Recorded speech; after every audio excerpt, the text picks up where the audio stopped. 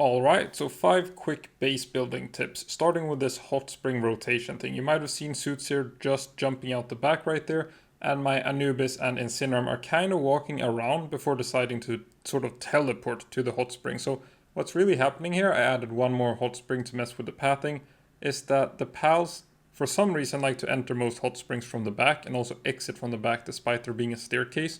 So if you're building your hot springs neatly, a lot of people like to build these pretty bases. I mostly build efficient bases, but if you want to build like a pretty base, you have to keep that in mind. So here all the hot springs have been rotated. You can see that the pals are pathing to just fine. So it depends a little bit on like how your base is laid out, but there's a lot of times where your pals just will path the wrong way to the hot springs and might not even get there. So the other thing is this slow walk speed versus run speed. So pals have a couple of different move speed stats. One of them is this slow walk speed stat, which is the one they use to walk to hot springs when they're on their break.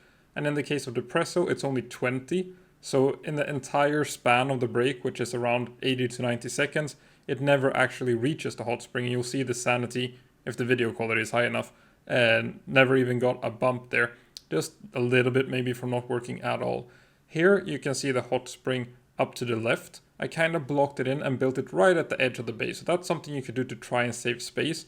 And you saw Suitsia there did not go to the hot spring. Incineram now is not going to the hot spring either. So they're just not registering that these hot springs are in the base at all. So Depresso was just small enough to register them. Like he had a path to the side to teleport in or something. And this is the same Incineram now. The same break, just skipping ahead in time.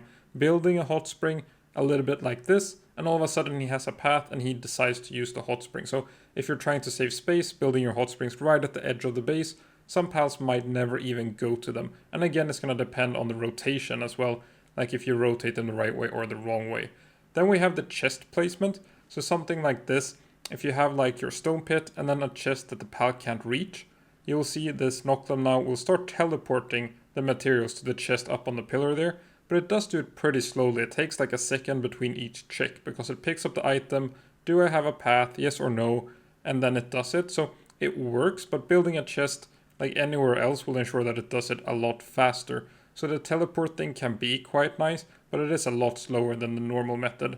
And then something that was changed pretty recently, so I'm including it now. Pals used to gather from the pits from certain spots, like the back of the pit or stuff like that. Now they can gather the materials from any side of the logging sites or mining sites and stuff like that. So now you can just kind of build your chests where you feel like if you want it on the side, if you want it in front and stuff like that.